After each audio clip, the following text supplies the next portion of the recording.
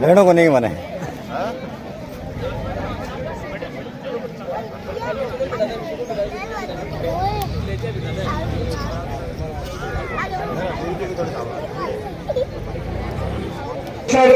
संत जग्गूदास जी महाराज कुमार जागीर, महंत श्री ईश्वरदास जी महाराज,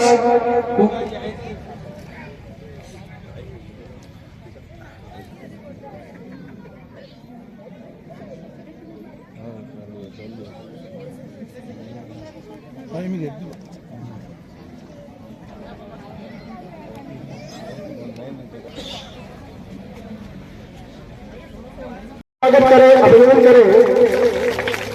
रामदेव जी वर्मा को आमंत्रित करना चाहूंगा। अनुभाव से चाहूंगा कि तालियों की गड़गड़ाहट रुकनी नहीं चाहिए।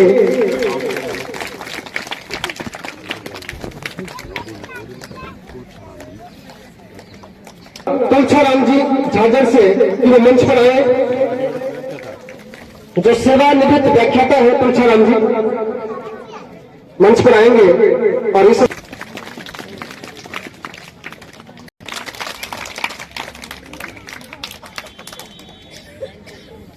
डॉक्टर दीपिका जी का स्वागत सम्मान करने के लिए सरपंच सरिता जी,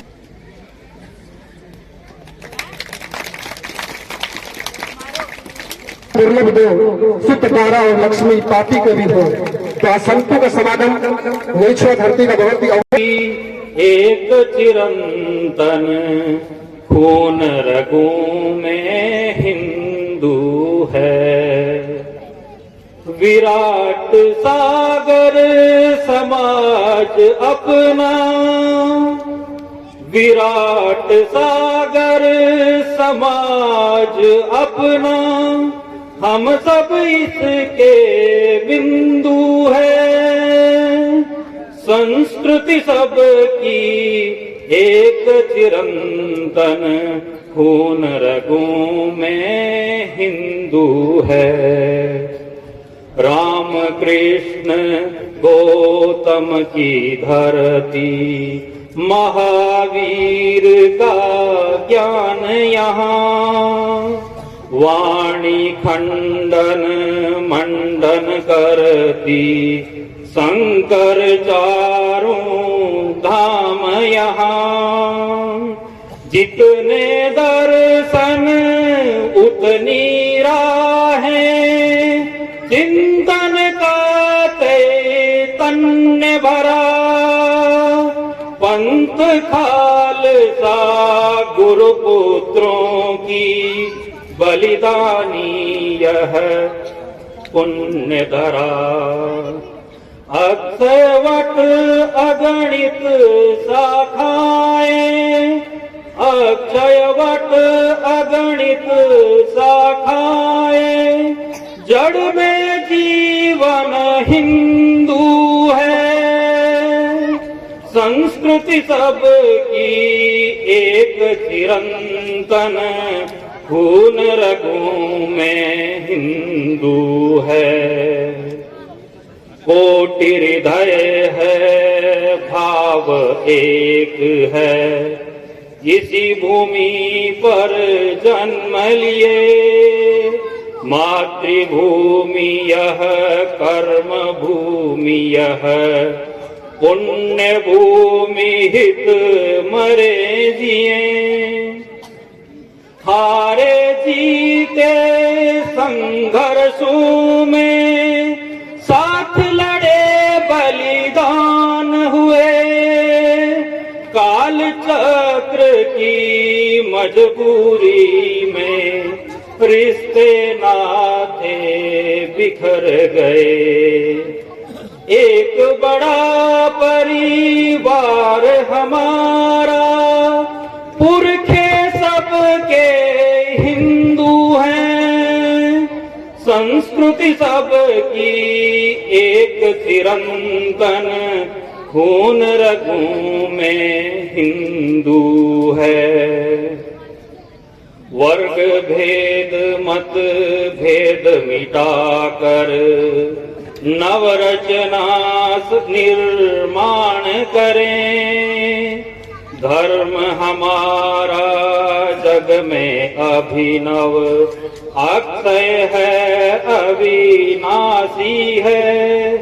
सबकी रक्षा धर्म करेगा, उसकी रक्षा आज करें। इसी और गोपीनाथ कहते ही ऐसे लगता है बहुत ही पावन स्थल पर पधारी हुई ऊर्जा से युक्त मातृशक्ति आयोजन समिति के सदस्य और सभी बंधुगण, सभी को मैं अभिनंदन वंदन करती हूँ। और प्यारे बच्चों, विराट हिंदू सम्मेलन, ऐसा नाम सुनते ही एक भव्यता का आभास होता है। वर्तमान में समाज में हमने बहुत उन्नति की है, लेकिन किसी दृष्टि में वैचारिक बिखराव देखा गया है।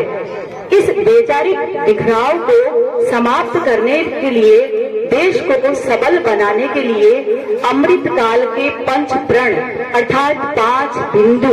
अमृत काल के क्यों कहा? क्योंकि जैसे सभी हम जानते हैं, समुद्र मंथन हुआ तब राहु केतु को भी समुद्र मंथन के दौरान जो अमृत मिला उससे उनकी गति हो गई, उनकी मृत्यु नहीं हुई। तो इसी प्रकार वर्तमान में भी हम जो ये 5 विषय है, स्वबोध, कुटुंब प्रबोधन, पर्यावरण, सामाजिक समरसता, नागरिक शिष्टाचार, अगर हम इन बिंदुओं पर विचार करें तो हमारी सनातन संस्कृति के वो आदर्श और हमारा समाज वो सुसंस्कारित बन सकता है। स्वबोध अर्थात अपने को जानना, स्वबोध भविष्य को जोड़ने वाला एक वर्तमान का सूत्र है। स्वबोध अर्थात अपने को जानना, जिससे हमारे अतीत का गौरव हो, वर्तमान सुचारू रूप से चले और उज्जवल भविष्य हो। हमारी संस्कृति बहुत उत्तम रही है, सर्वश्रेष्ठ रही है। कारण बहुत से रहे हैं, विदेशी आक्रांताओं के भी कारण रहे हैं और आंतरिक कारण भी बहुत रहे हैं। जब आंतरिक कारण हो जाता है, घर का भेदी ही हमारा बिखराव करता है, वो बड़ी विषम परिस्थिति है। हम इन कारणों पर अभी नहीं जाएंगे, हम सिर्फ ये कह रहे हैं, हम कौन थे, क्या हो गए, क्या होंगे अभी। हम कौन थे, क्या हो गए, क्या होंगे अभी। आओ विचारे बैठकर ये समस्याएं सभी। इसीलिए यह विराट हिंदू सम्मेलन का आयोजन हो रहा है। भूलोक का गौरव, प्रकृति पुण्य लीला की कथा, फैला मनोहर गिरी हिमालय और गंगा जल कहाँ। संपूर्ण देशों से अधिक किस देश का उत्कर्ष है, उसका जो ऋषि भूमि है वह कौन? वह भारतवर्ष है। जी हाँ, इस भारतवर्ष ने ही समस्त विश्व को योग का सूत्र दिया। चरक का शैल्य विज्ञान हमारे देश ने सबसे पहले दिया, शून्य का आविष्कार किया।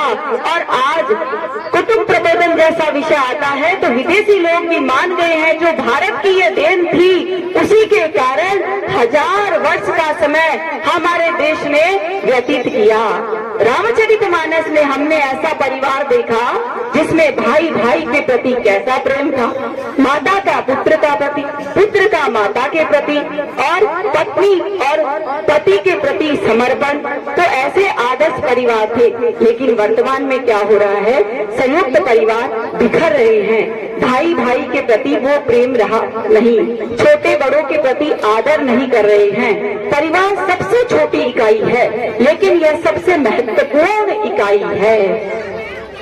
आज हम परिवार में देखते हैं, स्व के आधार पर निर्णय लिए जाते हैं और हवाला दे दिया जाता है, व्यक्तिगत निर्णय लिए जा रहे हैं। इन्हीं व्यक्तिगत निर्णय के कारण हम आए दिन सुनते हैं, पहले बहुत बड़ा विषय होता था, कोई सगाई हुई छूट गई, कोई शादी हुई छूट गई। लेकिन आज हम सामान्य तौर पर देखते हैं, सगाई छूट गई, 4 दिन हुए शादी टूट गई, बल्कि उसी दिन भी टूट जाती है और 4 महीने हुए टूट गई। इनका सबका कारण यही है कि विवाह जैसा पवित्र बंधन, तो आत्माओं का मिलन होता था, तो परिवारों का आपस में आदान प्रदान होता था, लेकिन लेकिन यह संबंध वर्तमान में गुड्डे गुड़ियों का खेल हो गया है, क्योंकि पहले परिवार में दादा दादी, नाना नानी, ताऊ ताई, चाचा चाची, बुआ इत्यादि रिश्ते हुआ करते थे, तो बालक बिना प्रयोगशाला के, बिना प्रशिक्षण के दया, प्यार, ममता, करुणा, परोपकार इत्यादि गुण अपने आप आ जाते थे। अब विषय यह है कि यह जिम्मेदारी किसकी है? परिवार को मजबूत कौन करेगा? मातृशक्ति, क्योंकि यही मातृशक्ति माँ बनकर प्रेरणा स्वरूपा, पत्नी बनकर विश्वास स्वरूपा, बहन बेटी बनकर आशा की किरण बनकर परिवार के विभिन्न दायित्वों को निर्वहन करती है। आज हम देख रहे हैं बच्चों की बहुत अधिक स्वतंत्रताएं दी जा रही है। माना कि स्वतंत्रता देना अच्छी बात है, मित्रवत व्यवहार करना भी चाहिए, लेकिन आप ही बताइए, किसी बच्चे को कह देते हैं मोबाइल के लिए, तो हम सुनते हैं उसने आत्महत्या कर ली। अरे भाई, पहले तो थप्पड़ जड़ दिया करते थे और रोकर वापिस बच्चे आ जाते थे। विद्यालय में अगर थोड़ा सा कह देते हैं तो वह भी अनुचित कदम उठा लेते हैं बच्चे। पतंग को हमने देखा, वर्तमान में अभी मकर संक्रांति गई, उसको उड़ाते हैं, उड़ाते जाते हैं, स्वच्छ उड़ान भरती है, लेकिन जब जरूरत होती तो क्या करना पड़ता है? सार मारनी पड़ती है। तो हमारे बच्चों को भी उचित अनुचित का हमको उनको समझाना होगा। आज नौकरी को लेकर या मजबूरी बस अलग रहते हैं परिवार, क्योंकि समय थोड़ा भौतिकवाद भी है, बाजारवाद हमारी घर की संस्कृति के अंदर भी प्रवेश कर गया है। दूर रहते हैं वो समझ में आता है, लेकिन छत तो अलग हो सकती है, लेकिन मंतव्य एक होना चाहिए, विचार एक होना चाहिए, ताकि दूसरा भी देखे तो ऐसा लगे यह परिवार मजबूत है। इन्होंने बताया कि आज महापुरुष किसी जाति विशेष के नहीं होते। आज हम भारतवर्ष में देख रहे हैं कि महापुरुषों को जातियों के नाम पे बांटा जा रहा है, ये गलत बात है। तो हमें ये समझ लेनी होगी कि महापुरुष किसी जाति विशेष का नहीं होता, महापुरुष सर्व समाज का होता है। और आज मैं इस पंडाल को देख रहा हूँ कि यहाँ हिंदू सर्व समाज मेरे सामने बैठा है। यहाँ केवल ब्राह्मण बढ़िया ही नहीं, आज सारी जातियों के लोग, हिंदू जातियों के लोग यहाँ बढ़ चढ़ कर हिस्सा ले रहे हैं, ये बहुत बड़ी बात है। किसी कवि ने लिखा है कि कहीं गीता महकती है, कहीं कुरान जिंदा है, कहीं गीता महकती है, कहीं कुरान जिंदा है, भले हो चीथड़े तन पर मगर ईमान जिंदा है। अमीरों की नजरों में तो केवल पेरिस और लंदन है, मजदूरों और किसानों में हिंदुस्तान जिंदा है, मजदूरों और किसानों में हिंदुस्तान जिंदा है। वह भगवा उस प्रकृति के कण कण में है। जब कोई फल पकता है तो भगवा होता है, जब दिए की लौ जलती है तो भगवा होती है। ऐसे भगवा को हम सबके मन में धारण किए हुए हैं, और उस भगवा को धारण किए हुए महाराज शिव के चरणों में मेरा वंदन। अभी जो बहन बोल रही थी तो ऐसा लग रहा था जैसे स्वयं दुर्गा बोल रही हो। उन्होंने बहुत सारी बातें हमें बताई जिन्हें हम अपने जीवन में उतार सकते हैं, मान सकते हैं, जान सकते हैं। ऐसी बहन को भी मेरा प्रणाम। यहाँ सामने बैठी हुई मातृशक्ति, जो धर्म हमें पूज्य संतों के द्वारा हजारों वर्षों से सिखाया गया, बताया गया, उस धर्म को आने वाली पीढ़ी को अपने परिवार में संचालित करने के लिए जिसकी अहम भूमिका होती है वो होती है माँ। हमारे ग्रंथों में भी कहा गया है कि माँ की जहां पूजा होती है वहां देवता भी निवास करते हैं। ऐसी शक्ति को मेरा प्रणाम। दुर्गा चालीसा में, दुर्गा जब हम पढ़ते हैं, माँ की चालीसा करते हैं, तो उसमें भी एक बात कही गई है कि या देवी सर्वभूतेषु नमस्तस्ते नमस्तस्ते नमो नमः। या देवी सर्वभूतेषु शक्तिरूपेण संस्था नमस्तस्ते नमस्तस्ते नमस्तस्ते नमो नमः। और इसमें अगली पंक्ति कही गई है, या देवी सर्वभूतेषु मात्र रूपेण संस्था नमस्तस्ते नमस्तस्ते नमस्तस्ते नमस्तस्ते नमो नमः। ऐसी माताओं को मेरा प्रणाम।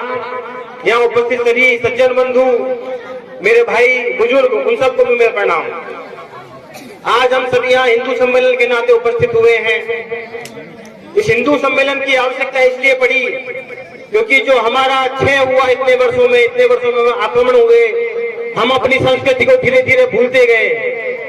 हमें पढ़ाया गया कि भारत गरीब देश है, भिखारियों का देश है, भारत में नगर की व्यवस्था नहीं थी, हम नागरिक नहीं थे। आज भी प्रत्येक शहर में एक जहां पर अच्छे कर्मचारी रहते हैं उसको बोलते हैं सिविल लाइन है। ये यहाँ पर कलेक्टर रहते हैं, एसपी रहते हैं। तो सिविल लाइन को हिंदी करें तो ये सामान्य व्यक्ति यहाँ रहते हैं, और जो उसके बाहर रहते हैं वो असामान्य हैं, यानी कि वो हमारे साथ उठने बैठने लायक नहीं है। तो ऐसी व्यवस्थाएं हमारे समाज में स्थापित हुई। परंतु कुछ दार्शनिक ऐसे हमारे यहाँ हुए, जब सिकंदर का भारत में आक्रमण हुआ, वो हार के गया तो अपना एक दूत भारत में छोड़ गया, मेगास्थनीज। वो अपनी किताब इंडिका में लिखता है कि भारत कैसा था। कि चंद्रगुप्त मौर्य के साम्राज्य में दो व्यक्तियों में विवाद होता है। एक व्यक्ति जमीन खरीदता है, उस जमीन की जब वो खेत को जोतता है तो उसमें एक सोने से सिक्कों से भरा हुआ कलश निकलता है। उस कलश को लेकर के वो चंद्रगुप्त मौर्य के सभा में जाकर कहते हैं लड़ाई किस बात पर है। यदि आज हमारे खेत में सोने का कलश निकले और हमने कुछ दिन पहले उससे वो खरीदा, तो सामने वाला व्यक्ति कहेगा ये कलश मेरा है, और जिसने खेत खरीदा वो कहेगा मेरा है। परंतु वहां विवाद ये था कि जमीन मैंने इससे खरीदी, इस जमीन से जो अंदर से निकला वो मेरा नहीं है। खरीदने वाला व्यक्ति कह रहा है इस जमीन में सिर्फ फसल मेरी है, इस जमीन के अंदर क्या है ये मेरा नहीं है, यानी सोने का कलश मेरा नहीं है। और जिस व्यक्ति ने जमीन बेची उसने कहा मैंने तो ये जमीन बेच दी, अब इसमें मेरा क्या अधिकार, इसमें जो होगा वो इसका। यानी इतने हम धन धान्य संपन्न थे। ऐसी हमारे यहाँ पर सुविधाएं थी कि हमारे यहाँ प्रत्येक व्यक्ति निष्ठावान था, ईमानदार था। ऐसी व्यवस्थाओं का स्थापित किया गया। एक दार्शनिक हुआ, उसने अपनी किताब में लिखा, उसका नाम था थॉमस डे मैकाले। 1835 में उसने कहा कि भारत में मुझे कोई भिखारी दिखाई नहीं दिया। मैं भारत में 17 वर्ष रहा, परंतु किसी मंदिर के बाहर, किसी महल के बाहर, किसी भी चौराहे पर एक भी भिखारी दिखाई नहीं दिया। यानी भारत इतना संपन्न था, इतनी हमारे यहाँ पर सुविधाएं थी, दूध दही की नदियां बहती थी। एक दार्शनिक और हुआ विलियम्स डिग्री, उसने कहा कि भारत सिर्फ कृषि प्रधान नहीं था, कृषि प्रधान तो था ही, परंतु सिर्फ कृषि प्रधान नहीं, ये औद्योगिक क्षेत्र में भी बहुत आगे था। औद्योगिक क्षेत्र में आगे कब होता है देश, जब किसी देश में तकनीकी होती है। और तकनीकी कहाँ होती है, या शिक्षा होती है। और शिक्षा कहाँ होती है, शिक्षा वहां होती है जहां पर अच्छे शिक्षक होते हैं। उसी कड़ी में आगे वो लिखता है कि भारत में 7 लाख गुरुकुल थे, पूरे भारतवर्ष में 7 लाख गुरुकुल थे। और उस समय लमसम कभी भारत में 7 लाख गांव थे, यानी कि हर गांव में गुरुकुल था। 300-400 परिवारों पे गुरुकुल की व्यवस्था थी, जिसमें 18 विषय पढ़ाए जाते थे। आज राजस्थान में एक भी ऐसा स्कूल नहीं है जो 18 सब्जेक्ट पढ़ाए जाते हो। उस समय हमारे यहाँ व्यवस्था थी, जो 1901 में अपनी किताब लिखी थी। भारत का क्षरण हुआ, भारत का क्षय हुआ तो अंग्रेजों के आने के बाद 1900 के समय, जहाँ लॉर्ड मैकाले ने अपनी शिक्षा पद्धति भारत पर लादी गई। उसने कहा कि भारत की अगर संस्कृति को खत्म करना है तो यहाँ के गुरुकुलों को खत्म करना पड़ेगा, यहाँ की मानसिकता को बदलना पड़ेगा, यहाँ की सोच को बदलना पड़ेगा, यहाँ के आने वाली पीढ़ियों को बदलना पड़ेगा। वो तन से तो काले होंगे पर मन से गोरे हो जाएंगे। वो हमारी बहन ने काम पिज्जा बर्गर खाना सीखे, वो संस्कृति उन्होंने हमारे ऊपर लाद दी। उस चीज को पुनः वापस याद करने की आवश्यकता है। महाराज शिवाजी ने हिंदू साम्राज्य की स्थापना की, उन्होंने किसी एक साम्राज्य मराठा साम्राज्य की स्थापना नहीं की। तो उनसे वो सीखने की आवश्यकता है। उसका निर्माण किसने किया? कहते हैं कोई महापुरुष बनता है तो अपने कर्मों से बनता है, पिछले जन्म के पूर्वार्ध होते हैं उनसे बनता है, ऐसा नहीं है। जब अभिमन्यु अपने माँ के गर्भ में था तो अर्जुन ने अपनी पत्नी को चक्रव्यूह को भेदने का राज बताया कि ऐसे ऐसे करना है, 7 चक्रों को भेजना है। अभिमन्यु ने वो अपने गर्भ में सीखा, यानी माँ ने सुना, वो अपने गर्भ में ही अपने बच्चे को सिखा दिया। ये होती है माँ। एक छोटी सी बालिका थी 10 साल की। वो देखती है कि उसके सामने एक कसाई गाय को लेकर जा रहा है, तो अपने पिता के पास दौड़ती हुई जाती है, कहती है कि पिताजी पिताजी देखो कसाई गाय को लेकर जा रहा है, उसको रोको। तो उसके पिता कहते हैं नहीं, मुगलों का शासन है, उसको रोकेंगे तो जान चली जाएगी। वो बच्ची थोड़ी बड़ी होती है, 15-16 साल की होती है, युवा होती है, तो उसकी सहेली का हाथ कोई मुगल पकड़ लेता है। वो अपने भाई के पास जाती है और भाई से कहती है कि भैया भैया देखो उसने मेरी सहेली के साथ में दुर्व्यवहार किया है, उसे रोको, उसे मारो। तो कहता है नहीं, मुगलों का राज है, जान चली जाएगी। फिर वो सोचती है कि मेरा पति शायद मुझे ऐसा मिलेगा जो मुगलों से लड़ेगा, परंतु उसे पति भी वो मिलता है मुगलों का किसी एक जागीर का जागीरदार, उससे उसकी शादी हो जाती है। तब वो निर्णय करती है कि मेरी कोख में जो बच्चा पलेगा, जो मेरी कोख से जो बच्चा जन्म लेगा, उसको मैं ऐसा बनाऊंगी जो इस मुगलों से लड़ेगा, उनको खत्म करेगा। आज हम सबको शिवाजी महाराज के नाम से जानते हैं, उस माँ का नाम जीजाबाई था। तो माँ ये होती है, माँ एक धर्म सिखाने के लिए, एक चीज को सिखाने के लिए पूरा जीवन अपना व्यतीत कर देती है। जब माँ का बच्चा कोई गुम हो जाता है, 4-5 घंटे नहीं मिलता, तो वो रो के बुरा हाल हो जाता है उसका, और परंतु जो बच्चा मिल जाता तब क्या करती है, वो डंडा उठा के उसे मारती है। क्यों? तो उसका प्रेम किसके साथ में है। तीर्थास्पदं शिववीरञ्चिनुतं शरण्यं विद्यार्थिहं प्रणतपाल्लभवाब्धिपोतं वन्दे महापुरुषते चरणारविन्दं। बोलिए राजा रामचंद्र भगवान की, श्री कृष्णचंद्र भगवान की, सत्य सनातन धर्म की। 2 मिनट वाणी को पवित्र करने के लिए भगवान नाम उच्चारण। श्री राम जय जय राम, श्री राम जय जय राम, श्री राम जय जय राम, श्री राम। धर्म की अधर्म का, प्राणियों में विश्व का, गो माता की गोहत्या, सत्य सनातन धर्म की। ओम नमः पार्वती पतये हर हर हर महादेव। मंचासीन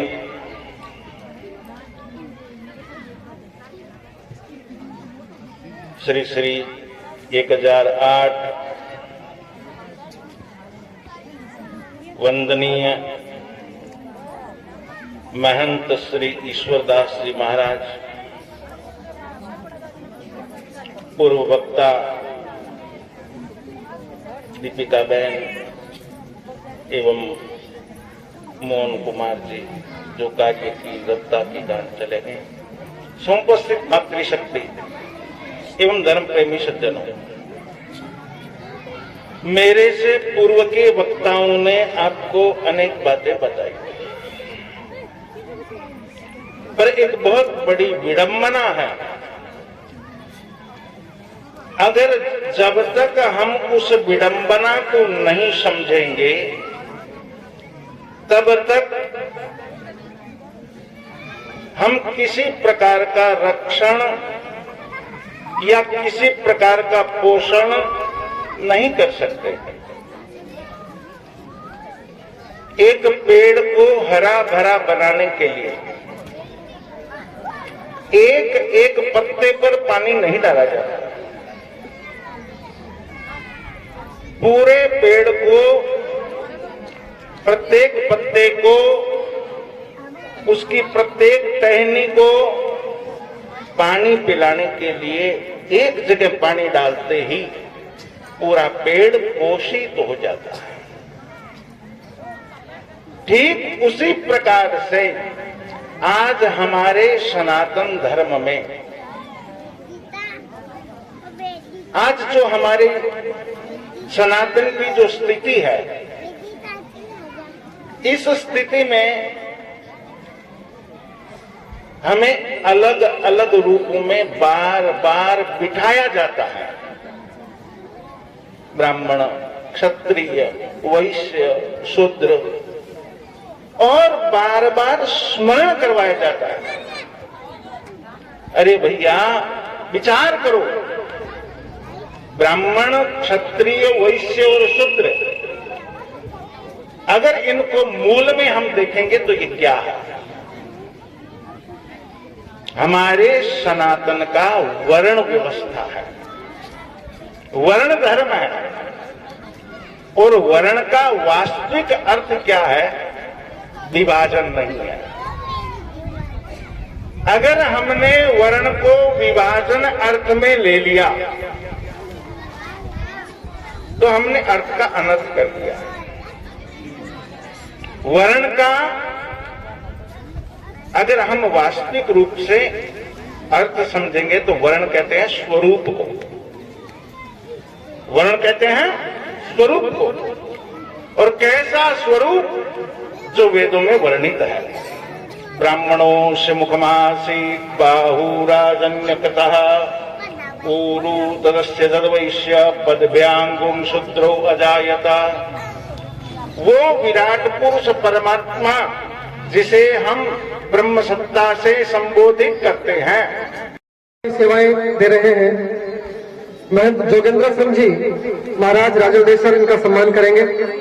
श्री कमल जी शर्मा मंच पे आए और महाराज श्री से सम्मान ग्रहण करें। जिन्होंने पर्यावरण शुद्धता का विशेष कार्य किया है। शमशान भूमि में बहुत सारे पेड़ लगाए गए हैं, जिसकी सतत देखभाल के पानी देकर सर्दियों से बचाया है, सुरक्षा कर।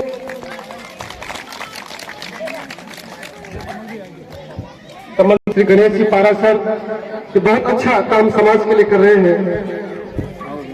महाराज श्री से सम्मान ग्रहण कराते है कि समस्त भोजन की व्यवस्था है, इसलिए हम सब